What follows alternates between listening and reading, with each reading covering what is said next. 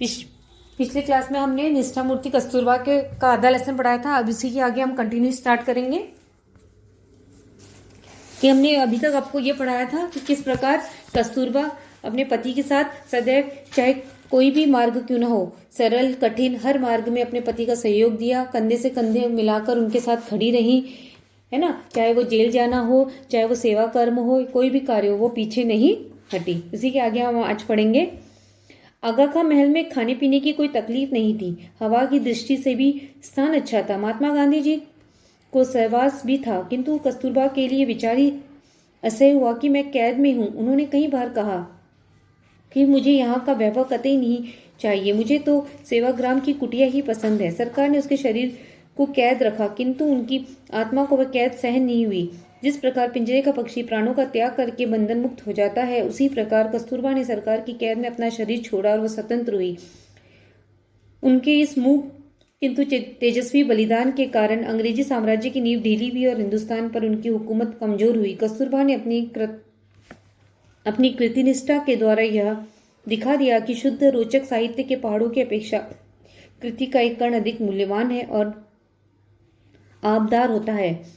शब्द शास्त्र में जो लोग निपुण होते हैं, उनको कर्तव्य अकर्तव्य की हमेशा ही विचिकित्सा करनी पड़ती है। कर्तव्यनिष्ठ लोगों की ऐसी दुविधा कभी परेशान नहीं कर पाती। कस्तूरबा के सामने उनका कर्तव्य किसी दिए के समान स्पष्ट था। कभी कोई चर्चा शुरू हो जाती, तब मुझसे यही होगा और यह नहीं होगा, इन दो वाक्यों में वो अपना फैसला सुना देती थी। मतलब इसी प्रकार वो महात्मा गांधी जी का सहयोग देते देते जेल में ही उन्होंने अपने प्राण त्याग दिए, क्योंकि उसे जेल में कैद होना बिल्कुल पसंद नहीं था। और कोई भी अगर उनसे कोई कार्य कराया जाता तो वो दो टूक जवाब देती थी कि ये मुझसे होगा या ये कार्य मुझसे नहीं होगा। आश्रम में कस्तूरबा हम लोगों के लिए भी माँ के समान थी। सत्याग्रह श्रम यानी तत्वनिष्ठ महात्मा जी की संस्था थी। उग्र शासक मंगनलाल भाई उसे चलाते थे। ऐसे स्थानों पर अगर वात्सल्य की आर्द्रता हमें मिलती थी तो वह कस्तूरबा से ही। कई बार माँ आश्रम के नियमों को ताक पर रख देती। आश्रम के बच्चों को जब भूख लगती थी तब उनकी बात बा ही सुनती थी। नियम निष्ठा लोगों ने बा के खिलाफ कई बार शिकायतें करके देखी, किंतु महात्मा जी को अंत में हार खाकर निर्णय लेना पड़ा कि अपने नियम बा को लागू नहीं होते। अर्थात जिस आश्रम में वो रहते थे, वो वहां के नियमों को इसलिए तोड़ती थी क्योंकि बच्चों को जब भी कोई आवश्यकता होती है तो वो बा के पास दौड़कर चले जाते थे और बा उनके हर आवश्यकताओं को पूरा करती थी। तो इसमें उस आश्रम के नियम आड़े आते थे। फिर भी महात्मा गांधी जी ने कभी भी उन पर ये नियम लागू नहीं किए।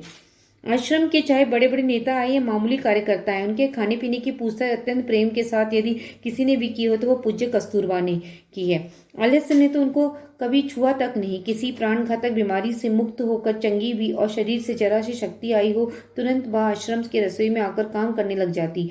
ठेठ आकर में उनके हाथ पांव थक गए थे, शरीर जीर्ण शीर्ण हुआ था, मुंह में एक भी दांत बचा न था, आंखें निस्तेज हो गई थी, तब भी वह रसोई में जाती और जो काम बन सके आस्था पूर्वक करती।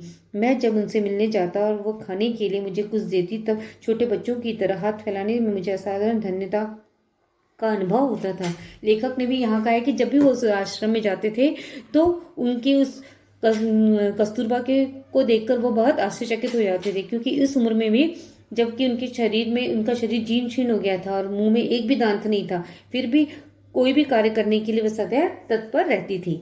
महात्मा गांधी जी जब जेल में थे तब 2-3 बार राज्य के परिषदों का जो शिक्षण सम्मेलनों का अध्यक्ष स्थान कस्तूरबा को लेना पड़ा था। उनके अध्यक्ष भाषण लिख देने का काम मुझे करना पड़ा था। मैंने उनसे कहा था कि मैं अपनी ओर से एक भी दलील भाषण में नहीं लगाऊंगा, आप जो बताएंगी वह ठीक भाषण में लिख दूंगा। हाँ ना कहकर वह अपने भाषणों की दलीलें मुझे बता देती। उस समय उनकी वह शक्ति देखकर मैं चकित हो जाता। मतलब जो भी भाषण देना था वो लेखक को बताती थी, लेखक उनके द्वारा दी गई दलीलों के अनुसार उनका भाषण वो तैयार करते थे। अध्यक्षीय भाषण किसी से लिखवा लेना आसान है, लेकिन परिषदीय जब समाप्त होती है तब उसका उपसंहार करना हर एक को अपनी प्रत्युत्पत्ति से करना पड़ता था। जब कस्तूरबा ने उपसंहार के भाषण लिए, उनकी भाषा बहुत ही आसान रहती थी, किंतु उपसंहार परिपूर्ण सिद्ध होता था। उनके इन भाषणों को परिस्थिति की समझ, भाषा की सावधानी और खानदानी की महत्ता आदि को उत्कृष्टता से दिखाई देते थे। मतलब वो महिला अनपढ़ थी, फिर भी उनमें ऐसे शब्दों का यूज करके वो भाषण तो लेखक के द्वारा लिखा जाता था, लेकिन जो भाषणों का उपसंहार है वह अपने ही शब्दों के द्वारा व्यक्त करती थी। आज के इस जमाने में स्त्री जीवन संबंध के हमारे आदर्श हमने काफी बदल दिए हैं। आज कोई स्त्री अगर कस्तूरबा की तरह अशिक्षित रहे, किसी तरह महत्वाकांक्षा का उदय उसमें न दिखाई दे, तो उस समय उसका जीवन यशस्वी या कृतार्थ नहीं रहेंगे। ऐसे हालात में जब कस्तूरबा की मृत्यु हुई, तब पूरे देश ने स्वयं स्फूर्ति से उसका स्मारक बनाने का तय किया और सहज इकट्ठी न हो पाए उससे बड़ी निधि इकट्ठी कर दिखाई। इस पर से सिद्ध होता है कि हमारा प्राचीन तेजस्वी आदर्श एवं देवमान्य है। हमारी संस्कृति की जड़ें आज भी काफी मजबूत है। जब यह सब श्रेष्ठता या महत्ता कस्तूरबा में कहाँ से आई, उसकी जीवन साधना किस प्रकार की थी? शिक्षण के द्वारा उन्होंने बाहर से कुछ नहीं लिया था। सचमुच उनमें आर्य आदर्श की शोभा देने वाले कौटुंबिक सद्गुणी थे। असाधारण मौका मिलते ही अपनी ही असाधारण कसौटी आप पट्टी उन्होंने स्वाभाविक कौटुंबिक सद्गुण व्यापक किए और उनके द्वारा हर समय जीवन सिद्धि हासिल की। सती कस्तूरबा सिर्फ अपने संस्कार बल के कारण ही परिपक्व हो कुटुंब संवत्सल्य को और तेजस्विता को चिपकाए रही और उसी के जोरों महात्मा जी के महात्म्य के बराबरी में आ सकी। आज हिंदू, मुस्लिम, पारसी, सिख, बौद्ध, ईसाई आदि अनेक धर्मों का यह विशाल देश निष्ठा के साथ कस्तूरबा की पूजा करता है और स्वातंत्र के पूर्व की शिवरात्रि के दिन का स्मरण करके सब लोग अपनी अपनी तेजस्विता को अधिक तेजस्वी बनाते हैं।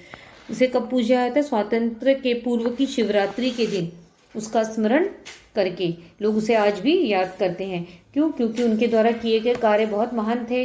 चाहे वो कोई भी धर्म के, हिंदू धर्म हो, मुस्लिम, पारसी, सभी धर्मों के लोग आज भी कस्तूरबा को अत्यंत मानते हैं और आज भी कस्तूरबा की पूजा करते हैं। क्लियर? इसमें आप लोगों का होमवर्क ये होगा कि आप लोगों को जितनी व्याख्या दी है, इसमें 3 व्याख्या दी गई हैं। इन तीनों व्याख्याएं आप लोग को अपनी कॉपी में गद्य में आप लोगों को करना है। क्लियर?